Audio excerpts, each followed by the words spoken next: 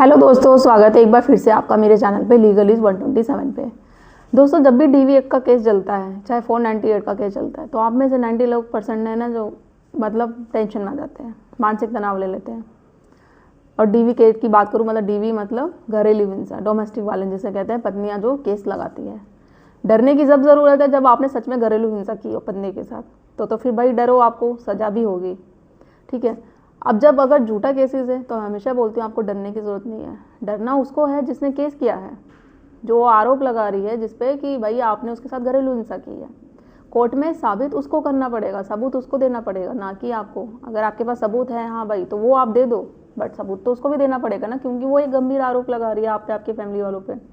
अब देखो, जो आप लोग डरते हो सोच के, तो यही सोचते हैं कि भाई घरेलू हिंसा का केस लग गया डीवी एक्ट का, मतलब अब पूरे परिवारों को जेल हो जाएगी। क्योंकि पत्नी आपका ही नाम नहीं लेती, आपके पूरी फैमिली को नाम उसमें ले लेती है। और ऐसे ऐसे लोगों के नाम मतलब समझ में आते हैं कि जो वो लोग वहाँ पे रहते ही नहीं है, उस घर में नहीं रहते या उस शहर में नहीं रहते, यहाँ तक कि इंडिया में नहीं रहते, फिर भी नाम दे दिए जाते हैं। और देखे जाएंगे अगर ध्यान से, तो सबके एड्रेस अलग अलग होते हैं।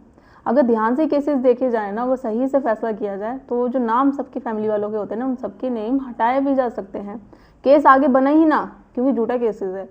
बट वो चीज़ करने के लिए आपको फाइट करना पड़ेगा, आपको कोर्ट में अपनी बात रखनी पड़ेगी, किस तरीके से प्रैक्टिकल चीज़ें हैं, किस तरीके से दिमाग से आपको गेम खेलना है।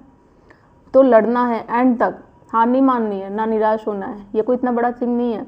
अब जहाँ इसके लिए जो आप बुराई सोचते हैं, जो एक गलत चीज़ें सोचते हैं, डीवी एक्ट में कुछ अच्छी बातें भी होती है जिसका आप फ़ायदा उठा सकते हो। क्या ऐसी अच्छी बातें होती है जिससे आप केस लड़ सकते हैं, तो आज की वीडियो में वही मैं बात करूँगी। फिलहाल अगर आप लोग मेरे चैनल पर नहीं जुड़े हैं, चैनल को लाइक करना, शेयर करना, सब्सक्राइब करना बिल्कुल ना भूलिए। साथ ही बेल आइकन दबा दीजिए ताकि आपको टाइम से मेरे वीडियो की नोटिफिकेशन सबसे पहले मिलती रहे। तो देखो, सबसे बड़ा जो पहलू है, आप लोग यही सोचते हो कि भाई अगर डीवी का केस कर दिया, अब आपकी फैमिली वालों पे सब पे नाम लगा दिया, तो सबको जेल हो जाएगी, सबको पुलिस अरेस्ट करके ले जाएगी। तो यही चीज़ एक जो सोच है आपकी सबसे बड़ी, मैं ये बता दूँ, किसी को भी जेल नहीं होगी, किसी कीमत पे भी नहीं होगी, चाहे कुछ भी हो जाए। ठीक है, क्योंकि क्रिमिनल केस नहीं है, ये सिविल मामला होता है और इसमें जेल होगी ही नहीं। तो ये आप बिल्कुल बेफिक्र रहिए, ये जो टेंशन आप लेते हैं ना, तो ये निकाल दीजिए।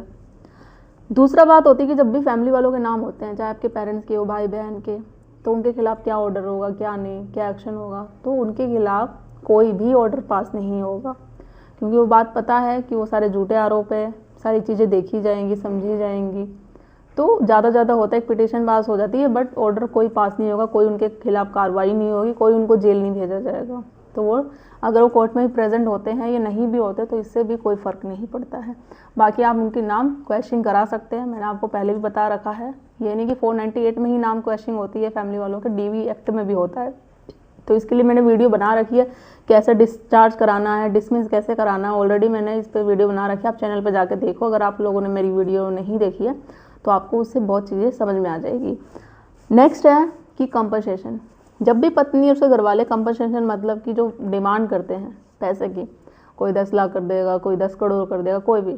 तो देखो, डिमांड करने को तो कुछ भी डिमांड कर दो, स्वतंत्र हो आप इसको लेके। चाहे आप 10 करोड़ के, मैं बोलूँगी 100 करोड़ भी कर दो, क्योंकि उसके लिए कोई रोक टोक नहीं है। बट होगा वही, मिलेगा वही, जो सारी कंडीशन को देख के। आपकी भी कंडीशन देखी जाएगी, नहीं कि पत्नी ने जो बोल दिया वही आपको बोल दिया जाएगा, भाई चल तू उसकी डिमांड पूरी कर दे, जितना मांग रही है उतना दे दे। नहीं, आपकी चीज़ों को भी देखा जाएगा, आपके खर्चे, आपकी लाइबिलिटी, आपकी सैलरी कितनी है, आप क्या जॉब करते हो, कितनी इनकम आती है, वो चीज़ को लेके ही कंपनसेशन डिसाइड होगा। ये नहीं कि जो पत्नी ने बोल दिया उसके घर वालों ने, फिर आपको उसको कंपनसेशन दे दिया जाएगा। तो ये भी अपने दिमाग से आप जो ये है तो निकाल दीजिए, जो आप सोचते हैं। तो ये एक भी सारी जो मैं बात बता रही हूँ, ये अच्छी बातें होती है जो डीवी एक्ट में होती है, आपको उनको जानना बहुत ज़रूरी है। नेक्स्ट होता है कि जब भी होता है कि डीवी एक्ट में पत्नी क्या करती है कि राइट टू रेजिडेंस मांगती है।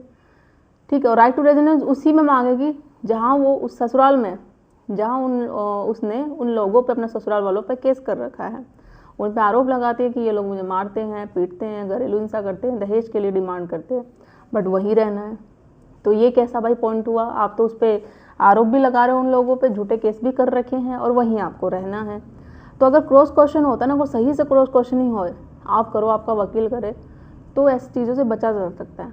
और ढंग से चीज़ें देखी जाए ना, तो उसको राइट टू रेजिडेंस मिलेगा नहीं, भाई राइट टू रेजिडेंसी चाहिए ना, तो वहीं पर क्यों रहना जिसके खिलाफ तूने केस कर रखा, जिस पे झूठे आरोप लगा रही है, तो फिर तो दिक्कत आगे होगी।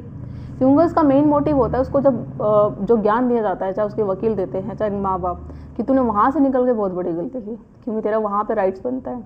अब वहाँ जाने के लिए वो किसी भी तरीके का षड्यंत्र रख जाए, कुछ भी करेगी, क्योंकि एक बार वो निकल गई, बहुत केसों में होता है, भले जो प्रॉपर्टी है पति के नाम से ना हो, माँ बाप के नाम से हो, तो वो ऐसे ऐसे करेगी। एक बार घुस गई ना वहाँ पे, चाहे ऊपर फ्लोर वाइज नीचे रह रही हो, फिर कॉल करेगी कि ये लोग मेरे साथ मारपीट कर रहे हैं, मेरे कमरे में ये कर दिया, मुझे मारा पीटा, किसी न किसी बहाने आपको इतना परेशान कर देगी, इतना टॉर्चर कर देगी कि आपको घर से बाहर निकाल देगी, उस घर में खुद कब्जा कर लेगी।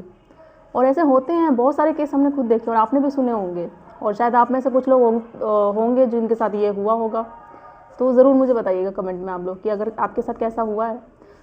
तो वो चीज़ें देखो, मेन तो मतलब है अगर राइट टू रेजिडेंस मांग रही है तो रेजिडेंस दे दो उसे, बट उसे एक रेंट भी दे दो ना, एकोमोडेशन, कि चल तेरे को ठीक है किराए पे तो रहने की दिक्कत हो रही है ना, तो वो दिलवा देते हैं। तो ये चीज़ें, ये नहीं कि जिनके खिलाफ कर रही है वहीं पे दे, तो उसका वो एक प्लान होता है ताकि वो घर में घुस जाए और कब्जा कर लो और आप लोगों को बाहर निकाल दे। तो इससे बचने के लिए तो देखो एक ही सोल्यूशन है, या फिर अपने नाम जो आपकी प्रॉपर्टी है उस प्रॉपर्टी को ही बेच दो, ठीक है, क्योंकि वो तो चाहती है कब्जा करना, ना रहेगा बांस ना बजेगी बांसुरी, इस तरीके से। बट केस होने से पहले, केस होने के बाद अगर सब चीज़ें करती तो कोर्ट को ही पता चलेगा कि भाई तुमने क्यों किया है ये चीज़ें। जब आपको पहले एहसास हो जाता है पत्नी ऐसा करेगी, उसका नेचर क्या है, सब आपको पता है, तो आपको पहले कदम उठा लेना चाहिए। तो ये चीज़ें हैं। नेक्स्ट है मेंटेनेंस। मेंटेनेंस में भी आप लोग सोचते हैं कि जो मेंटेनेंस मिलता है, पत्नी ने जो डिमांड किया वही दिया जाएगा, जो उसने बोल दिया वो कोर्ट अलाउ कर देगी, वो सारी चीज़ें नहीं। मेंटेनेंस जो होता है पति की सैलरी का 20% होता है, और अगर बच्चा है तो बच्चे को 30 से 35% मिलता है। ये नहीं कि जो उसने डिमांड कर दिया, बढ़ा चढ़ा के आपकी सैलरी को, इनकम को बता दिया, या उसकी इसका खेत है या इनकम सोर्स अलग है और भी कोई बिजनेस है इसका, तो इसकी लाखों की महीने की कमाई होती है, तो मुझे इसका 50% चाहिए और प्रॉपर्टी चाहिए, ये चाहिए वो चाहिए, तो वो जो बोलेगी वो नहीं। आपका भी देखा जाएगा कि आपके खर्चे क्या हैं, आपके माँ बाप के खर्चे आपके ऊपर है, जिम्मेदारी है उनकी। अगर आपके कोई भाई बहन है या कोई रेंट आप दे रहे हैं रूम का, या लोन चल रहा है हाउस लोन, और अगर बच्चा आपके पास है तो उसके खर्चे, आपकी सैलरी कितनी है, ये सारे खर्चे होने के बाद कितना क्या बचता है, तो उस हिसाब से ही आपको देखो दिखाना पड़ेगा, सारी चीज़ें प्रूव करनी पड़ेगी। और मेंटेनेंस ना देने से बचने के लिए ऐसे बहुत सारे पॉइंट हैं, बहुत सारी जजमेंट भी है, तो मैं ऑलरेडी वीडियो बनाती रहती हूँ उस पर, तो आप चैनल पे जाके देखो, आपको मिल जाएगा कि मेंटेनेंस देने से कैसे बच सकते हैं।